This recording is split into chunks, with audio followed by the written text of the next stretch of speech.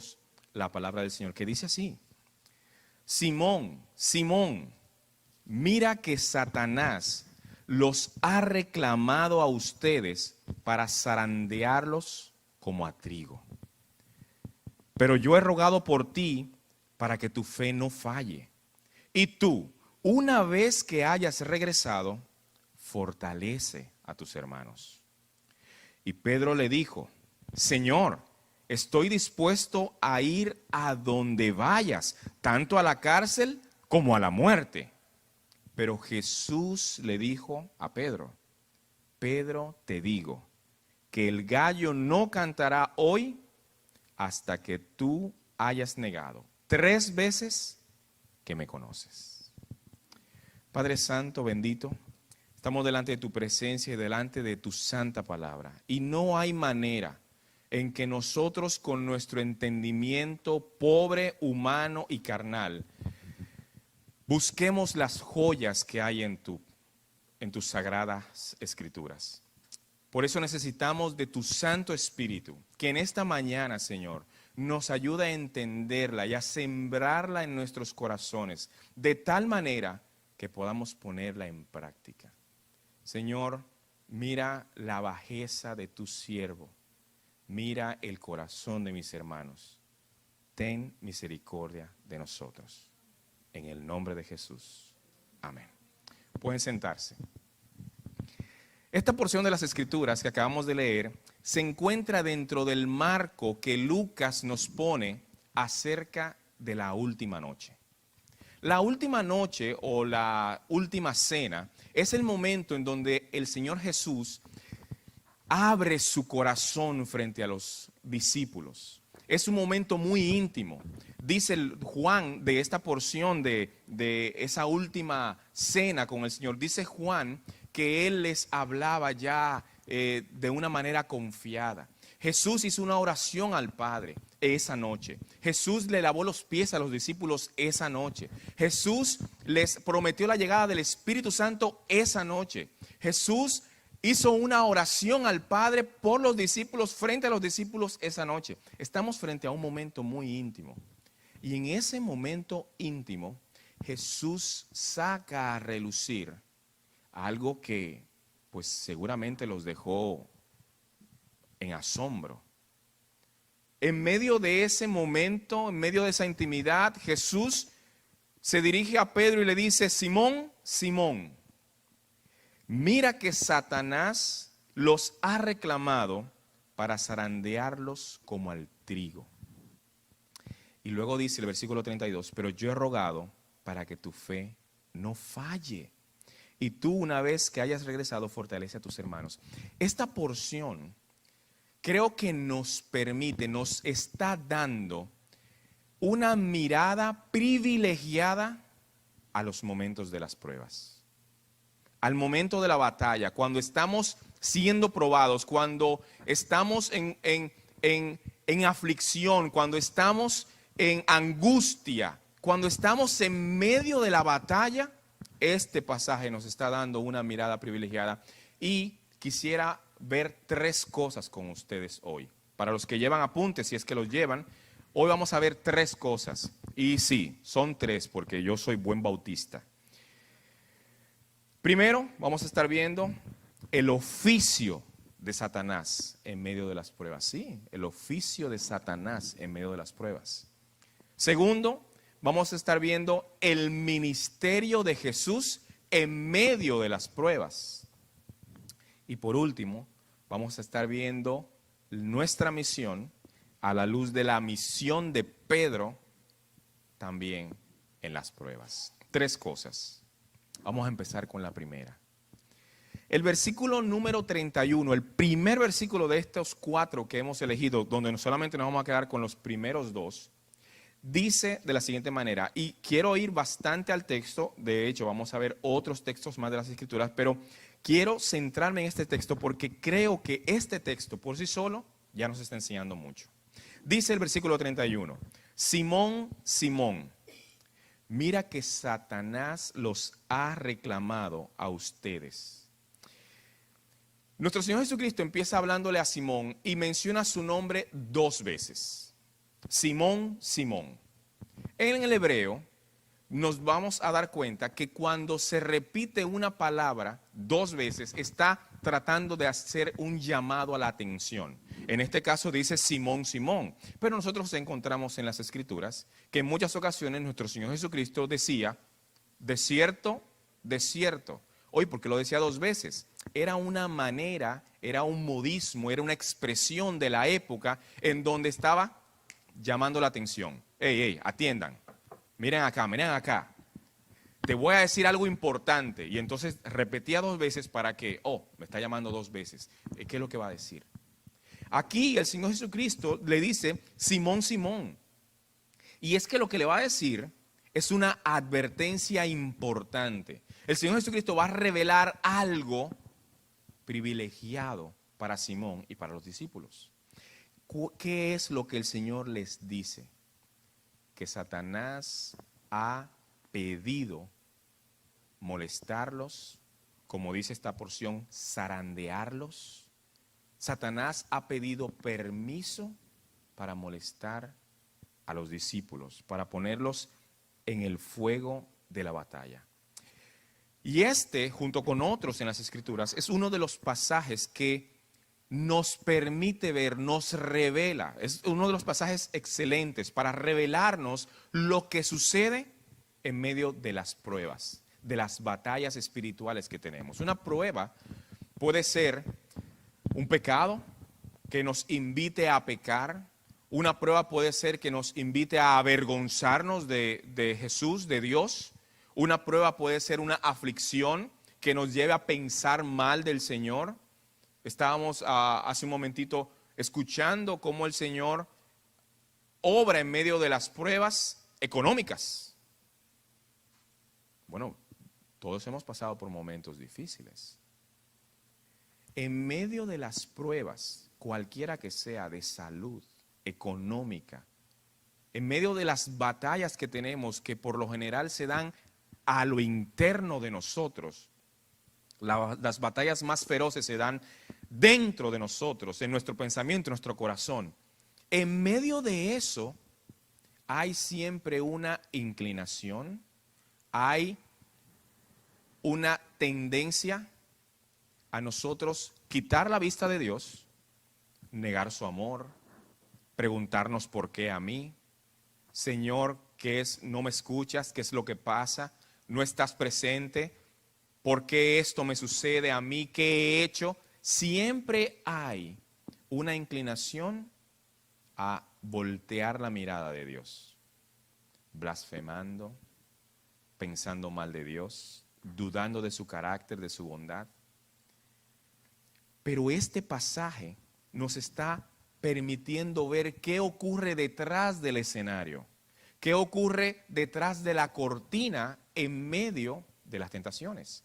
Aquí el Señor Jesucristo está revelando que Satanás ha pedido permiso. Satanás, dice nuestro Señor Jesucristo aquí, Satanás los ha reclamado. Espérate, ¿cómo así? Que Satanás ha pedido un permiso. Bueno, esta porción se puede empatar con otras porciones de las Escrituras, pero hay una en específico que nos ayuda a entender mejor esta porción. Hubo un personaje verdadero, una persona de verdad, que en las Escrituras nos muestra que pasó por pruebas inmensamente grandes, que posiblemente ninguno de nosotros las ha pasado juntas como él las pasó, y nos dice la Escritura que también Satanás pidió un permiso en el cielo para hacer eso. Estoy hablando de Job. Pasaron el examen ya, todos pasaron ya sé que saben. Claro que sí, estamos hablando de Job. Job nos dice las Escrituras, en el primer capítulo del libro de Job, primero nos dice quién era Job. Dice que Job era un hombre temeroso de Dios, justo, apartado del mal. Yo no sé a cuál de nosotros esa descripción nos calza. Yo creo que a ninguno, porque nos está diciendo, de hecho la Biblia no dice de ninguna otra persona estas cualidades que estamos viendo en Job. Y yo creo que las está diciendo de antemano, antes de que le pase lo que le pase a Job, para que nosotros,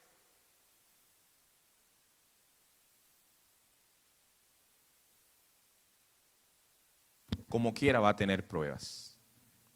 Aunque sea la persona más pura y santa, las pruebas van a venir. Hay por ahí una tendencia de pensar que las pruebas le vienen a los que son medio flojitos, carnales, que no son consagrados. Y si alguien está en prueba, entonces ¿qué le dicen? Revísate. Revísate porque te llegó por algo. No, en el caso de Job no le llegó por nada. Le llegó porque hubo una conversación cósmica de la que Job nunca se enteró. A Job, el libro de Job no es un libro de autobiografía que Job está contando su historia. Job posiblemente nunca supo lo que pasó en el cielo. Cuando Satanás se presenta frente a Dios y Dios le dice, ¿has considerado a mi siervo Job? Y Job dice, bueno, sí, yo lo he visto. Y estoy parafraseando el texto. Pero déjame decirte algo, Dios le dice Satanás a Dios, Él te sirve porque tú lo tienes bien. Tú lo has tratado demasiado bien. Claro que Él te sirve. ¿Cómo no te va a servir si lo has rodeado de tantas cosas buenas? Mira, le has dado una familia linda, una casa linda, lo tienes viviendo aquí en Miami. Oye, claro que sí. ¿Cuántos dicen amén? Bueno, estoy oyendo el amén ahí. Quítale todo lo que le has dado y vamos a ver si se mantiene tan fiel como tú dices. Esa fue la conversación que se dio en el cielo. Y Dios dio permiso, pero con límites. Satanás, y nos está revelando esta porción también que tenemos frente a nosotros de Lucas 22, Satanás pide permiso para ponernos en medio de pruebas. Mi propia carne me pone en medio de pruebas. Las circunstancias a mi alrededor, pero también Satanás pide permiso. Y a veces nosotros no nos damos cuenta que es un permiso. Estamos pasando por lo que estamos pasando porque es un permiso. Nosotros no lo sabemos, no se nos ha revelado. Nadie puede venir a decir, mira lo que pasa. No, nadie puede. Pero sí estamos viendo detrás del escenario que eso puede pasar. Y aquí dice el Señor Jesucristo, Satanás los ha reclamado a todos, a los discípulos, aunque se está dirigiendo a Pedro, pero los ha reclamado a todos para zarandearlos como a trigo. Muchas personas piensan que la batalla entre Satanás y Dios es una batalla como la que se da en las películas de superhéroes, en donde los dos bandos están igualados y tienen poder y entonces vamos a ver quién gana. No funciona de esa manera. No en esta batalla. Satanás puede ser fuerte, pero Dios es muchísimo más fuerte. De hecho, no cabe la comparación entre uno y otro. Satanás puede pedir permiso, pero Dios, si quiere se lo da, si quiere no se lo da, y cuando se lo da le pone límites. Hasta aquí, no puedes hacer nada más. Satanás y Dios no están luchando para ver quién se lleva más almas. Eso sería una manera muy diferente de lo que las Escrituras nos presentan. Una manera de pensar muy diferente que lo que las Escrituras nos están presentando. No hay tal batalla cósmica. Satanás no es un rival contra Dios. Cuando él quiere hacer algo, tiene que pedir permiso. Está subordinado a la autoridad divina. Y vemos aquí que Satanás está pidiendo un permiso para molestar, para poner trampas, para hacer caer. Su deseo, el deseo de Satanás es si él pudiera destruirnos por completo. Pero ¿sabe qué? ¿Sabe quién lo detiene? Nuestro bondadoso Dios. Nuestro Dios bueno, que nos ama, que sabe hasta dónde podemos resistir, le pone límites a Satanás y le dice, hasta aquí. El oficio de Satanás es ser nuestro adversario, es ser nuestro acusador delante de Dios, sí, porque Él nos acusa. Y en esta porción dice que Él está pidiendo un permiso para zarandearos o zarandearlos como a trigo. No sé cuántos de ustedes están familiarizados con esa palabra zarandear, porque con Z. Yo tuve que estudiar qué significa zarandear para poder entender el pasaje. Entonces, yo no sé cuántos de ustedes saben de eso. Pero aquellos que han tenido la oportunidad de estar en un ambiente donde el trigo es familiar o que han leído, sabrán que zarandear es más o menos algo así como sacudir, sacudir. Es como venir y agitar. ¿Por qué? Porque el trigo, que nace en una matita, pero también nace dentro de unas cascaritas, en vez de ir cascarita por cascarita a quitársela al granito de trigo, lo que se hace es que se sacude, pa, pa, pa, pa, pa. Se rompe la cáscara y la semilla cae. Y luego está semilla y cáscara juntas. ¿Y qué se hace? Bueno, se tira al viento y el viento se lleva la paja, que casi no pesa, y cae la semilla. Por eso dice el Salmo 1, serán como paja que se la lleva el viento. Pero el zarandeo es ese movimiento de agitar duramente para que se rompa la cáscara. O sea, Satanás lo que está pidiendo es permiso para agitarnos y sacudirnos, bueno, en este caso los discípulos, de una manera rápida y violenta para poder disuadirnos, llevarnos, empujarnos a que nosotros caigamos, traigamos vergüenza al Señor, fallemos, quitemos la mirada de Dios, dudemos de su amor. Siempre en medio de las pruebas hay una inclinación a dudar del amor del Señor, a dudar del cuidado de Dios. Siempre hay una batalla por saber si Dios es tan bueno como dice, porque si Él fuera tan bueno, ¿por qué a mí? Satanás está empujando y parte de su ministerio es como dice, por ejemplo, 1 Corintios o Efesios capítulo 4. Satanás tienta a los creyentes para que pequen. Sí, mire lo que dice. 1 Corintios 7, versículo 5. A fin de que Satanás no los tiente por causa de su falta de dominio propio. O Efesios 4:27 dice, no le den lugar al diablo, porque él nos tienta. Satanás busca engañar a los hijos de Dios. Lo dice 2 Corintios capítulo 11, versículo 3. Dice, pero temo que así como la serpiente con su astucia engañó a Eva, las mentes de ustedes sean desviadas.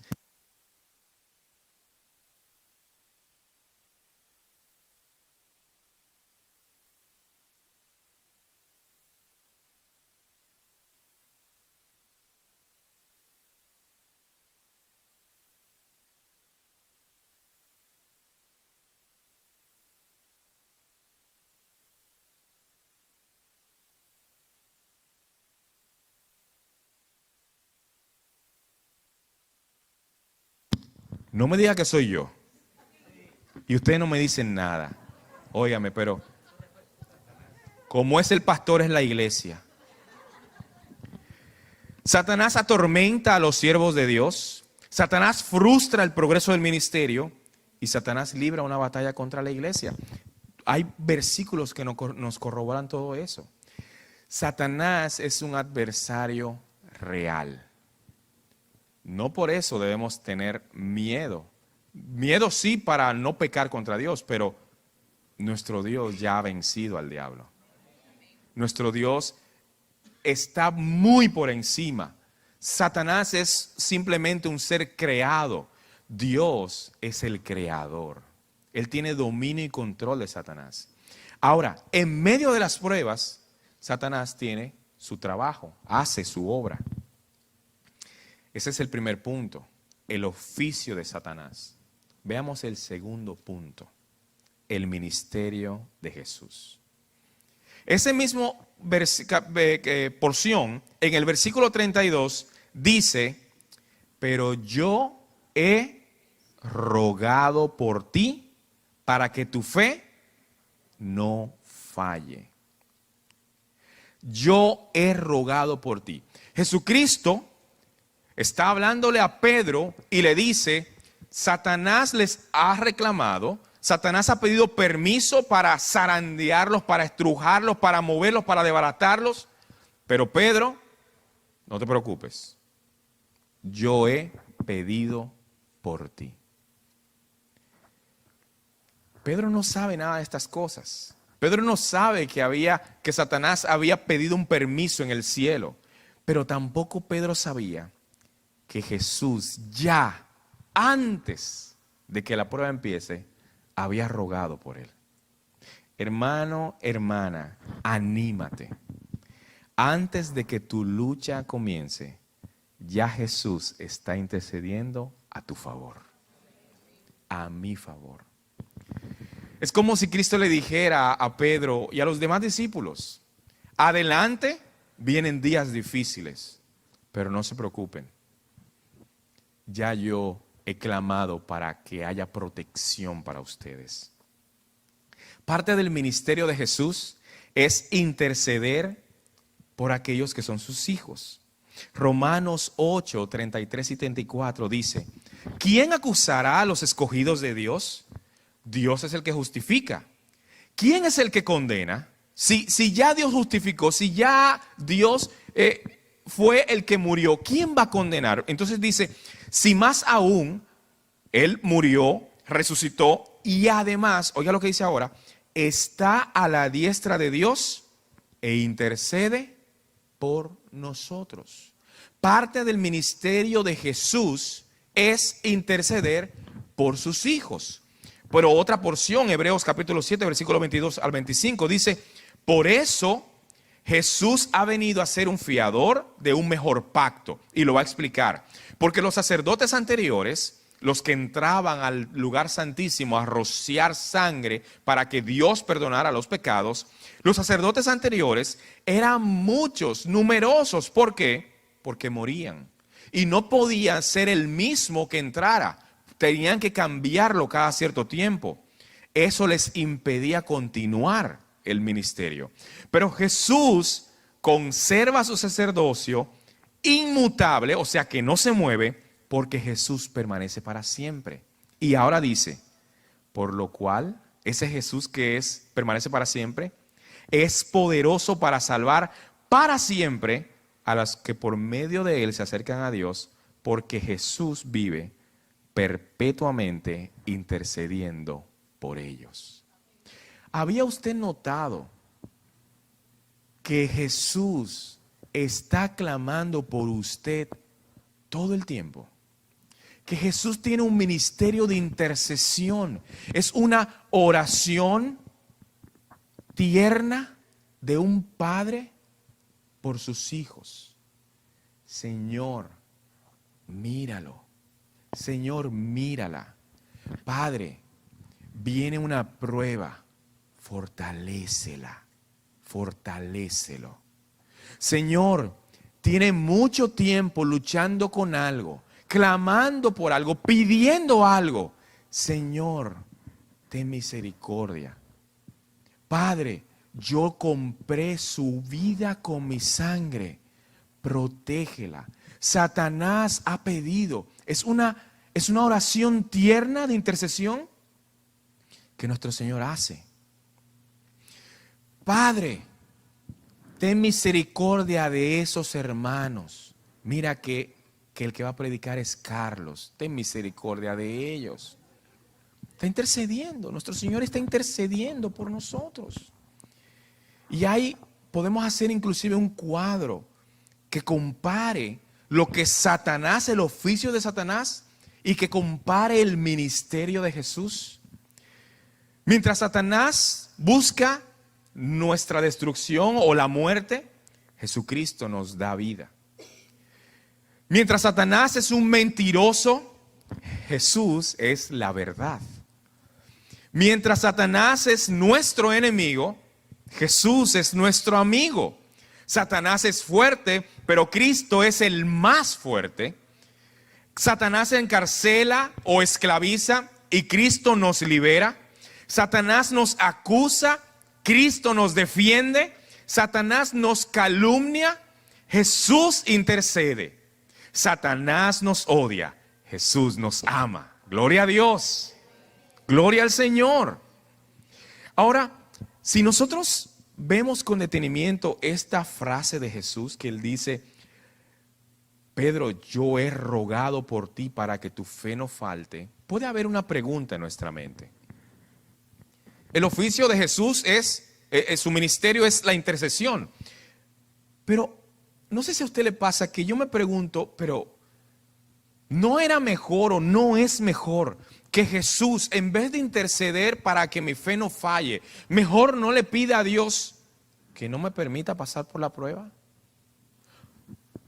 ¿Cuántas veces nosotros en medio de la prueba no clamamos y decimos, Señor, ya, quítame esto?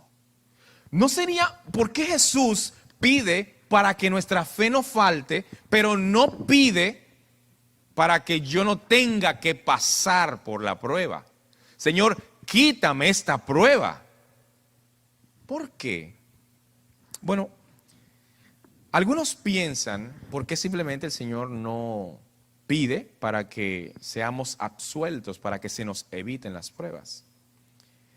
Pero si nuestra fe nunca fuera probada, tampoco crecería. ¿Cómo entonces seríamos más maduros, más pacientes, más espirituales? ¿Cómo seríamos menos egoístas, menos mentirosos, menos rencorosos si Dios no nos permitiera pasar por la prueba que hace que nuestra fe se purifique? Dios no nos evita el sufrimiento, tampoco nos evita el crecimiento por medio de las pruebas. Él ha prometido acompañarnos en la prueba, pero no a quitarnos las pruebas. En una ocasión, siendo yo todavía en el high school, el primer año de high school, eso fue hace 5 años nada más, pero en mi primer año de high school, yo no me fue bien. No me fue bien. El cambio de la educación básica al high school me golpeó muy duro. Y en mi país, me imagino que en muchos países, no sé si aquí es igual, pero si tú hacías bien todo el año y tenías un buen promedio en tu nota, ya no tenías que tomar el último examen. Te liberaban. A mí se me quedaron todas las materias ese año. O sea, me fue desastroso. Pero hubo una materia en particular que a mí me dolió mucho que se me quedara. Me dolió muchísimo, porque yo me sentía seguro en esa materia y no, se me quedó por 1 o 2 puntos, por 1 o 2 puntos. Y la profesora, que era una profesora firme, no me quería dar los puntos. Así que yo me preparé para el día del examen. Me tocaba tomar el examen que mis otros amigos, compañeros, no tenían que tomar porque ya ellos la liberaron, la materia, pero yo tenía que ir ese día y presentarme. Todo el mundo ya estaba de vacaciones y yo tenía que estudiar en casa y tenía que salir de mi casa a tomar el examen con uniforme y todo. Un colegio privado, uniforme. O sea, así que ese día, temprano del día de la prueba, que después de haber estudiado mucho tiempo en mi casa, me levanto temprano. Yo vivía como a 1 hora del colegio donde yo estudiaba. Me levanto temprano, me cambio, bueno, me baño primero para los que llevan cuenta. Me cambio, me monto en el autobús que me va a llevar y voy a la escuela. Me quedo donde el autobús me deja y ahí camino con mi mochila, camino hacia la puerta del colegio. Y antes de llegar a la puerta del colegio, allá yo veo a la profesora de esa materia. Años después, pensando en esto, me doy cuenta que ella me estaba esperando a mí. Pero yo en ese momento camino con mi mochila, llego ahí, no la quiero ver mucho porque me da vergüencita, así que trato de pasar rápido, buenos días, pero ella me detiene. Y me dice, Carlos, ¿qué haces aquí? Pues yo vengo a tomar el examen, profe, a tomar mi examen. Y ella me dice, yo te liberé.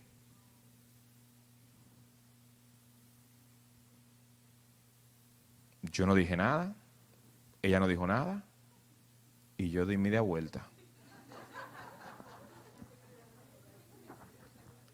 Acuérdense que era 1 hora para llegar a mi casa. En el camino, yo ni dije gracias, nada, yo me devolvía. En el camino yo pensé, pero en el colegio se sabe en el teléfono de mi casa. En la dirección se sabe en el teléfono de mi casa. ¿por qué no me llamó? ¿Por qué hizo que yo me pasara en mi casa todos esos días repasando y estudiando? ¿Por qué dejó que me levantara temprano? ¿Por qué dejó que tomara un camino de 1 hora? ¿Por qué dejó que llegara a la puerta del colegio para decirme, no te voy a dar el examen, te liberé? ¿Por qué? Porque ella quería que yo aprendiera algo más que la materia. Ella estaba trabajando en mi responsabilidad, en mi carácter. Ella estaba trabajando en hacerme un estudiante serio, responsable. Pues lo mismo con el Señor. Él no nos evita las pruebas, porque hay lecciones que tenemos que aprender a través de ellas. Hay lecciones de humildad, de dependencia, de amor, de cuidado, de maravillarnos cuando Dios hace una obra y nosotros decimos, no, es que esto solamente es Dios que lo pudo haber hecho. No nos evita las pruebas, pero sí promete acompañarnos. El ministerio de Jesús, Pedro, Satanás los ha reclamado, pero no te preocupes, ya yo he orado por ti. Son 3 cosas y ya hemos visto 2. Hemos visto el oficio de Satanás, hemos visto el ministerio de Jesús y ahora, en tercer y último lugar, la misión de Pedro. Porque el versículo 32, en la segunda parte, Lucas 22, 32, dice, y tú, hablándole a Pedro directamente, y tú, una vez que hayas regresado, fortalece a tus hermanos. La misión de Pedro. Una vez que hayas regresado. Mira, esta frase de una vez hayas regresado significa demasiado. Significa demasiado, significa que este no era el final de Pedro. La prueba que Jesús le está diciendo que va a pasar es posiblemente la prueba más grande que nosotros conocemos del apóstol Pedro. Es que va a negar a Jesús el mismo día en que Jesús le está diciendo esas palabras. Sentado en una fogata, como en la madrugada, en la casa del sumo sacerdote, a Pedro le van a preguntar, mira, pero tú eres el que andaba con Jesús. ¿Y Pedro qué va a decir? Yo. Otra persona caminando por ahí, ay, sí, tú eres, ay, sí, yo te vi. Es más, tú hablas como él. ¿Y Pedro qué va a decir? No, yo no conozco a ese hombre. ¿De quién tú me estás hablando? Y por último, a Pedro le van a insistir. No, sí, tú estabas con él. Y dice la Escritura que Pedro va a negar a Jesús hasta con maldiciones en esa ocasión. En la tercera vez, hasta con maldiciones. Señores, ustedes quieren una prueba más fuerte. Cuando la tercera vez Pedro negó al Señor, dice este pasaje de Lucas, porque está un poquito más adelante en el capítulo 22, que el gallo canta y Jesús, que está cerca en el patio, y Pedro cruzan una mirada.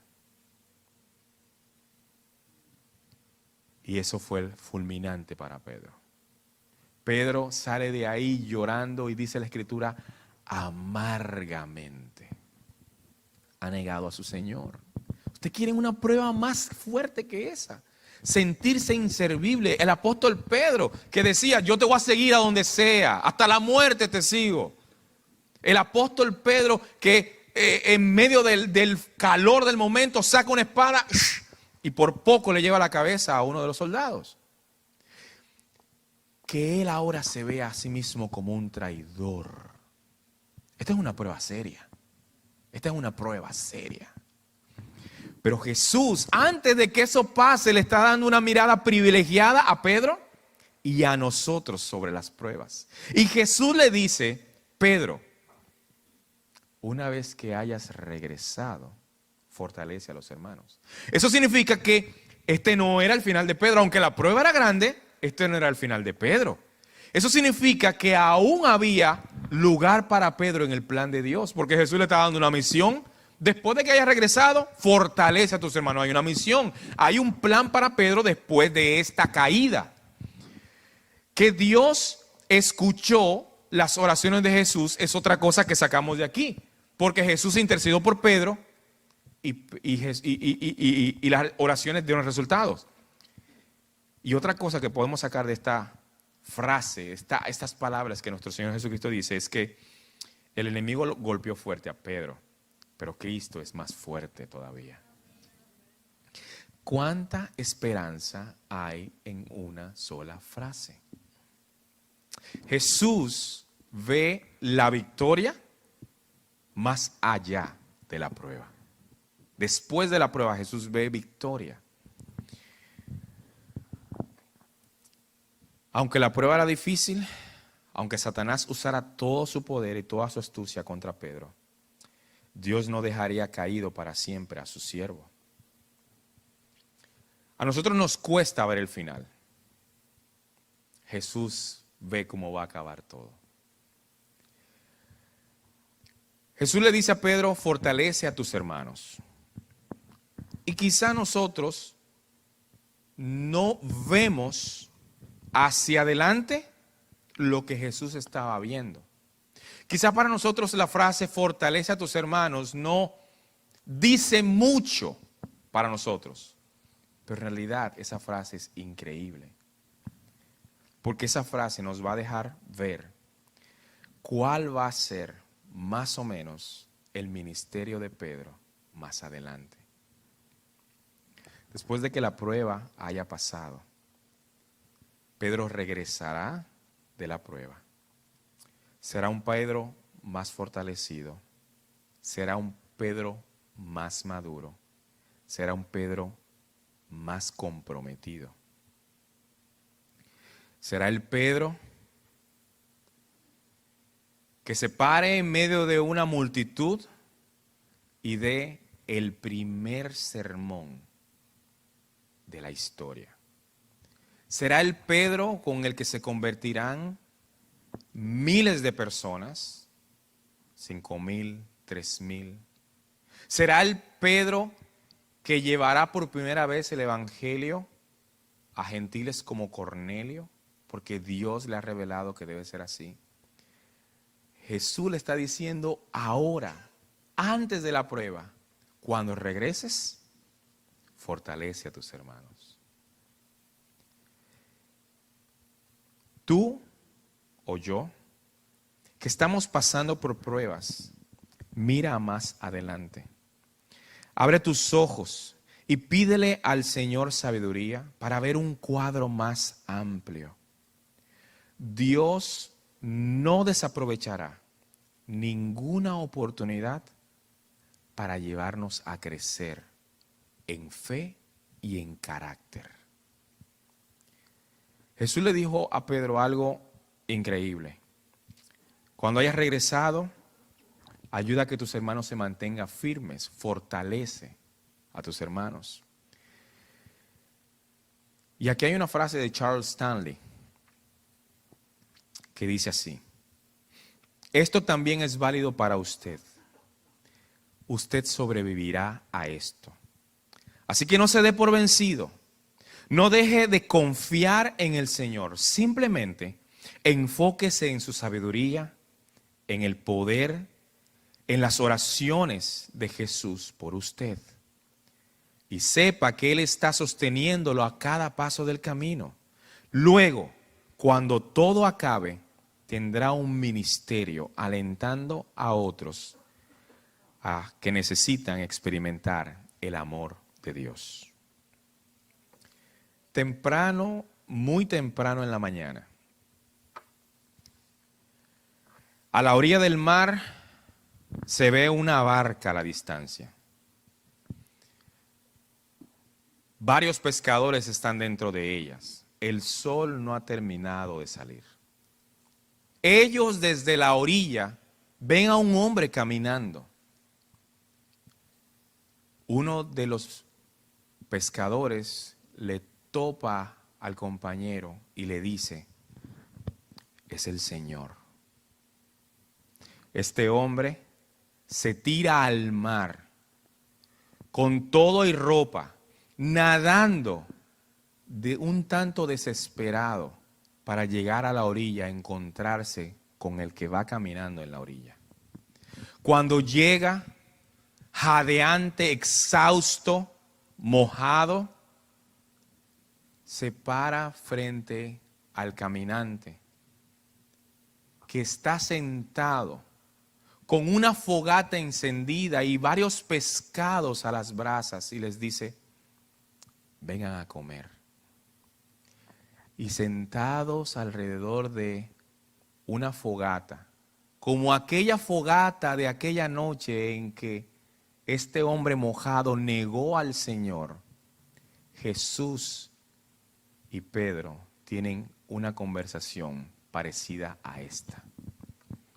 Pedro, ¿me amas? Y Pedro le dice, sí, Señor, te quiero. Jesús le vuelve a preguntar, Pedro, ¿me amas? Pedro, un tanto avergonzado, le dice, sí, Señor, te quiero. Por último, Jesús le pregunta, Pedro, ¿me quieres? Y ese Pedro impetuoso, ese Pedro que siempre metía la pata hablando, ahora es un hombre callado, reservado, maduro. Le costaba decirle al Señor con vergüenza, sí, Señor, yo te amo. Le costaba. Pero al final se lo dijo. Señor, tú sabes todas las cosas. Tú sabes que te amo. Jesús le dijo, fortalece a tus hermanos. O en palabras de Juan, pastorea o cuida a mis ovejas. Padre Santo, Señor Todopoderoso, gracias, gracias, Señor, porque tú no nos abandonas en ningún momento, Señor. Y nos estás dando una mirada privilegiada a tu cuidado, a tu amor, a tu plan. Es cierto, fallamos, es cierto, estamos en medio de la prueba. Y en medio de la prueba fácilmente nos olvidamos de ti. Nos olvidamos de tu amor, de tu gracia, de tu misericordia. Pero Señor, gracias porque tú no nos dejas caídos para siempre. Gracias, Señor, porque tu mano nos sostiene, porque en tu gracia y en tu misericordia encontramos ayuda para el oportuno socorro, porque en ti, Señor, nosotros no lo somos por nuestra cuenta, pero en ti somos fuertes. Y en tu mano, seguros, nadie nos arrebatará de allí. Señor, te damos tantas gracias. Tu cuidado y tu protección es tanto con nosotros. Permítenos, Señor, ser fieles y en medio de las pruebas acordarnos de ti. En el nombre de Jesús. Amén.